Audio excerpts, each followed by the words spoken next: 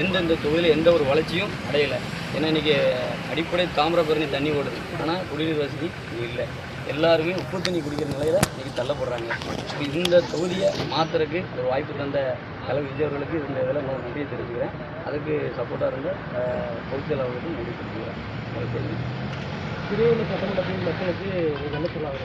முதற்கட்டமாக ஏன்னா பசியை போக்கணும். உணவு தான் ஃபஸ்ட்டு மூலதனம். ஏன்னா இன்றைக்கி கிட்டத்தட்ட 4000க்கும் மேற்பட்டவங்க உணவு இல்லாமல் இருக்காங்க. அவங்களுக்கு 3 வேளையும் உணவை தேடி கொடுக்க தன்னார்வ அமைப்பு மூலம் நினைச்சு அதை ரெண்டாவது தண்ணி பிரச்சனை பிரதான பிரச்சனை அதை இருக்குது.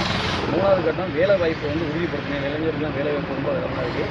நம்ம தூத்துக்குடி மாவட்டத்தை பொறுத்தவரை திருவண்ணாமலை தொகுதி ரொம்ப டவுனாக இருக்குது. ஒரு 10% வேலை வாய்ப்பு இல்லை. இந்த இளைஞர் வேலைவாய்ப்பு ஒரு கட்டமைப்பை உருவாக்கி அதை முதற்கட்டமாக ரெடி பண்ணலாம். அதுபோக இங்கே உள்ள வாழை விவசாயம் தான் இருக்குது. இந்த 3 இது விளையிற இன்றைக்கி ஒரு இது கூட விளையாட முறை தான் இருக்குது. இதை உடனே சரி பண்ணி அதுக்கான ஒரு கட்டமைப்பை உருவாக்கி அதை உடனே சரி பண்ணுது.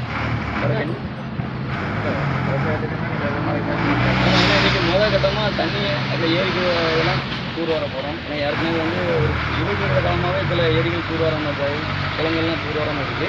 அதெல்லாம் முதற்கட்டமாக உடனே கட்டமைச்சு நம்ம அதை உடனே வைக்கணும். மக்களிடையே வரவேற்பு எப்படி? மக்கள் அதாவது தளபதி